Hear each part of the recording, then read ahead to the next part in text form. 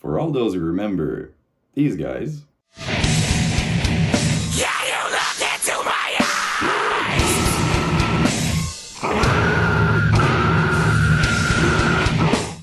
You probably remember how big they were in the scene, but how much do you really know about their story? I actually sat down with Brendan, the guitar player and main founder of the band, and he told me everything there is to know about their story. It's very interesting. I'm super excited. It's an honor as a fan. So yeah, once again, my friend, I'm inviting you to take a cup of coffee, cigarette, chips, whatever you feel like, as you embark with me on the We Are the End journey. Let's do it.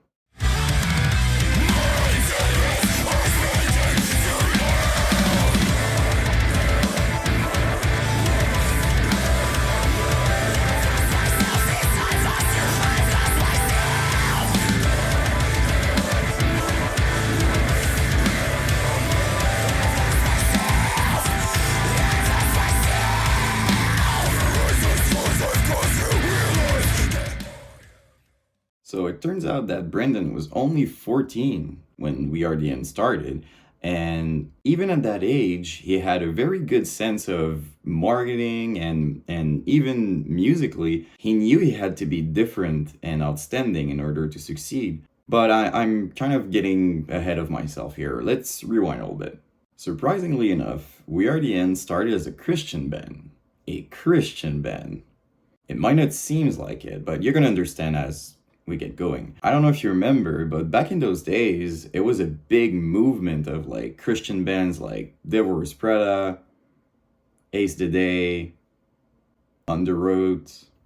The Christian band were a big thing. But yeah, later on, Brendan actually lost his faith. He went completely on the other side, full satanic type of thing. But before you think that it's evil or that he was doing some kind of ritual or some shit, that's not what it is. From my understanding, what it is simply turning your back on religion because of everything that happened.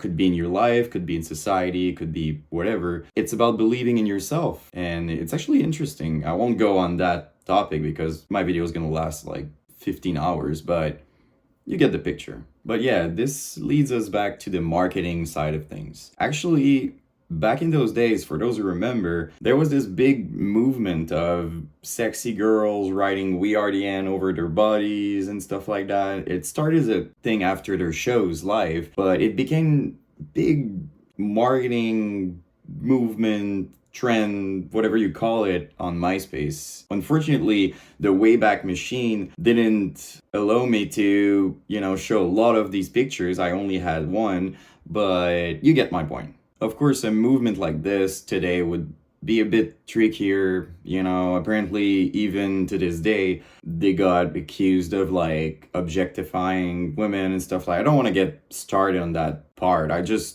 As a fan, I think it was a cool thing, Those girls were actually doing it willingly, and it was kind of a fun thing. I never really thought of like the negative side of things, but, I get where people are coming from, but sometimes it's just about what it was. Am I even making sense? Whatever. The point is, it was a thing, okay? Not only that, but even their merch was selling like crazy. They were actually making more money than a lot of big names in the scene. It's impressive. I still can't believe he was only 14 years old. At that age, I was skateboarding with my friends, and that was my biggest concern was like which skinny jeans to wear that day. It was so incredible that even Brendan told me he was thinking of buying his mom a house. Actual house. So like just to tell you how much it was. The thing is, this huge amount of success they were getting at the time also had a lot of downsides to it, which we're gonna get to in a few minutes. But let's talk about the music. Oh my god. My god! Okay, it's happening. Everybody stay calm. What's the procedure, everyone? What's the procedure? Stay calm! Like, I don't even know where to start. It was pure brutality. So good, so raw.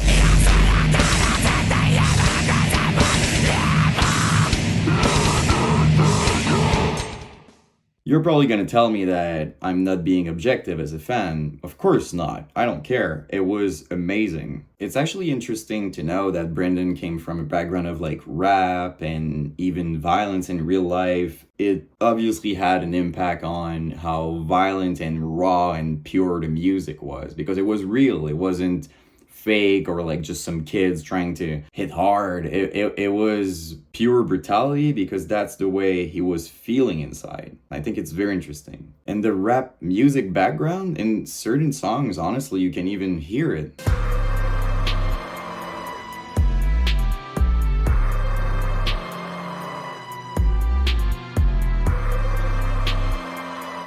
So yeah, as I said, I think there's a lot of realness and truth in their music, which made them more impactful.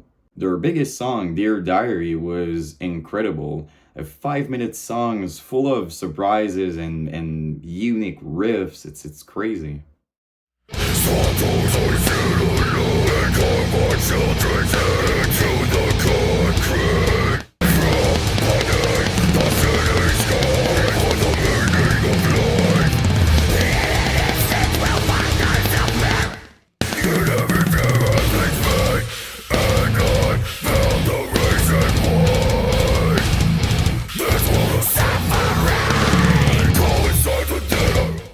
When I asked Brendan what was the story behind the song, he actually told me that he was in a parking lot after a show or something with Brooke from Impending Doom, and Brooke was showing him a snippet of their new album at the time, and Brendan was so impressed with the sound, the quality, he was like, that's what we need. And that's exactly what he did. They went to the same producer and just sounded amazing. I think it's funny how little moments like this can define everything. But yeah, honestly, I could go for like hours about their music. Each song is like very unique and impactful and amazing, but we're not even close to be into the story yet. So the only thing I'm gonna say is that it's very impressive. The songwriting, the originality, I really believe that they were even ahead of their time. Brendan had this unique vision that like such a small percentage of people can have. I also wanted to specify that it's amazing that they kept a hardcore vibe to it.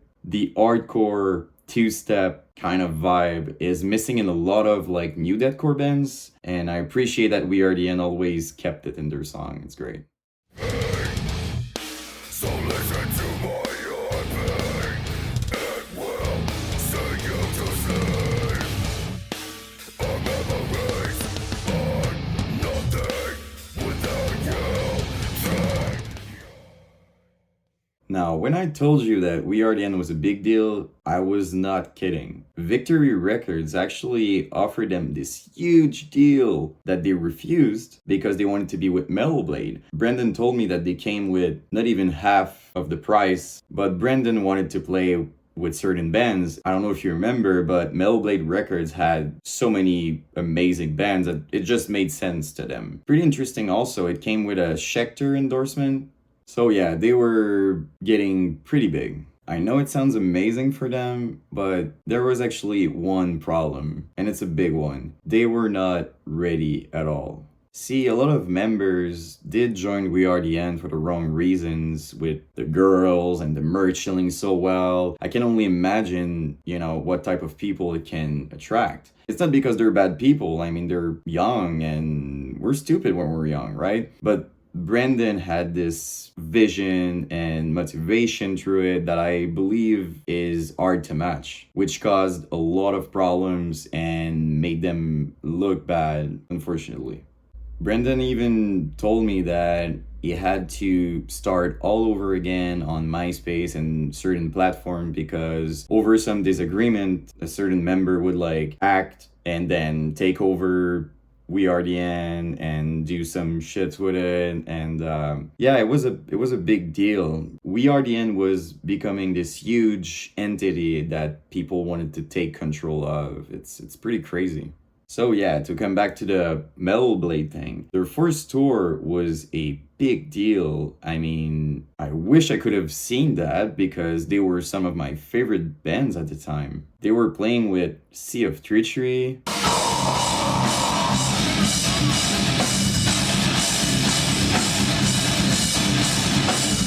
and Hell followed with.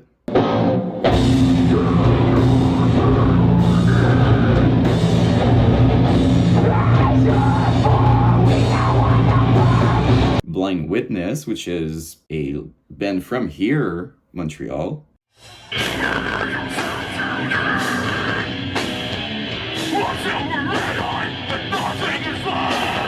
And of course, Suffocate with Ricky Hoover.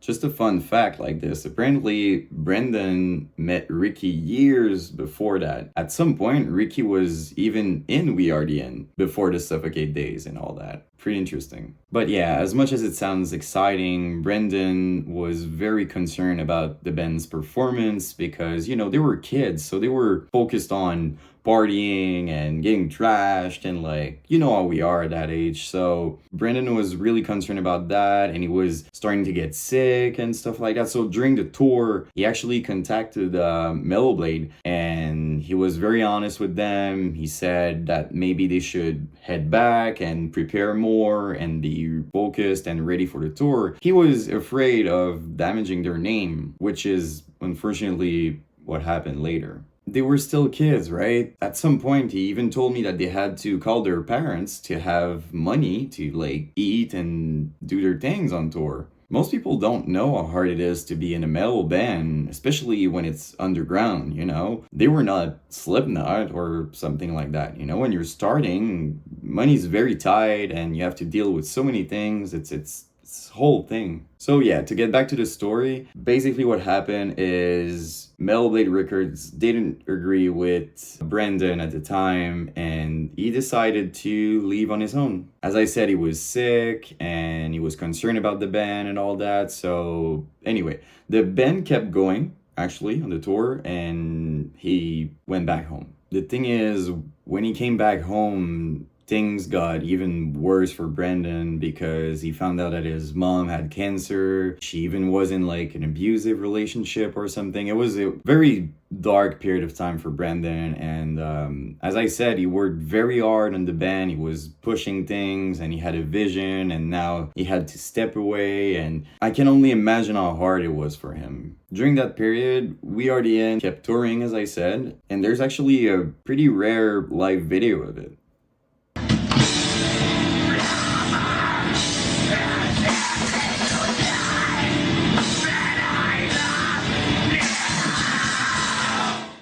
Unfortunately for We Are The End, during the South by Southwest tour, they messed up big time during a show. I'm not sure exactly what happened, but it ended up with them being kicked out of the tour and the label, which leads us to the infamous We Are The End versus Ring of Saturn feud. So before getting into it, I just want to be clear about that. I'm not trying to throw shades at Rings of Saturn or anyone involved. I'm just telling what happened. But yeah, for those who don't know Rings of Saturn, it actually sounds like this.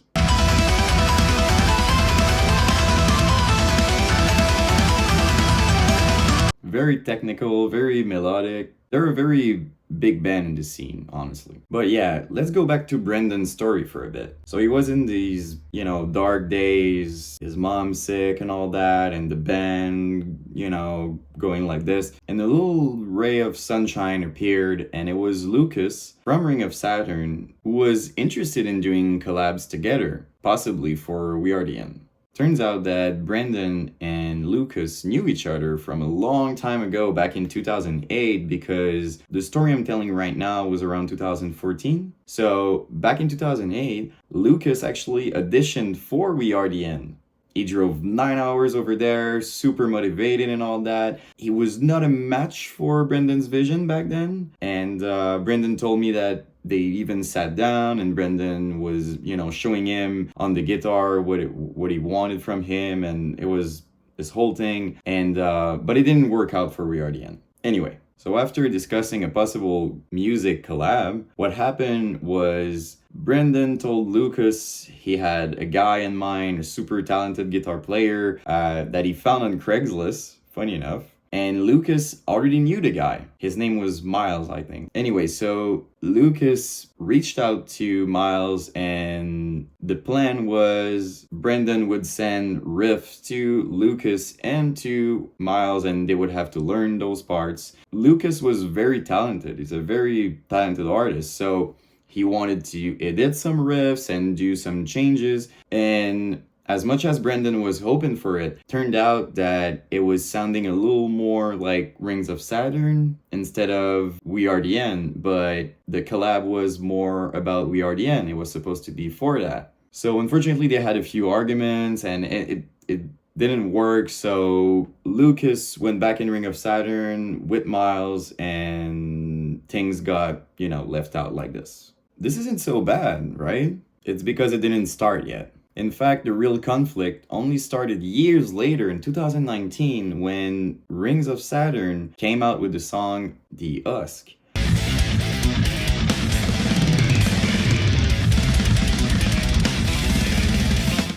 Which is when Brendan unfortunately realized that Lucas had stolen the riffs he sent him in the first place. So yeah, Lucas took the riffs, and this was this whole thing. He made the album with a lot of Brendan material, and that's when shit hits the fan, my friends. So obviously, after that, Brendan tried contacting Lucas, which, he kept ignoring his message. So Brendan ultimately had to go in court, with legal accusation, and he was able to prove that those were his riffs, his material from years ago. This, of course, had big repercussion on Lucas, Rings of Saturn, the label, and all that. Metal Sucks came in to write an article, of course. They basically explained the situation. They were asking the community what they think about it. This was this whole big mess, And on top of it, in 2021, unfortunately, Nuclear Blast even dropped the band. Ring of Saturn were kicked off the label because apparently Lucas was threatening them to go public and ruin their reputation or something. It looked really bad for Lucas and the band. But yeah, Lucas, if you're watching this, dude, I'm not trying to throw shade at you or anything. It's very unfortunate. To be fair, Brendan still told me that Lucas did a lot for We Are the End, shout outs and stuff like that. And Lucas is still very talented as an artist, and I think that's why the community was confused, because why would you steal riffs if you're that talented, Didn't make sense. But hey, don't hate me. I'm just the messenger, guys. I'm here to tell a story, okay? On a more positive note, let's rewind a little bit. 2017. When Brendan chose to take a new direction for the band, they came out with Self-Destructive Behavior. I really love the name, by the way. At the time, Brendan was into North Lane and kind of this bouncy type of Australian sound. He went to a very good producer and came out with this new amazing sound.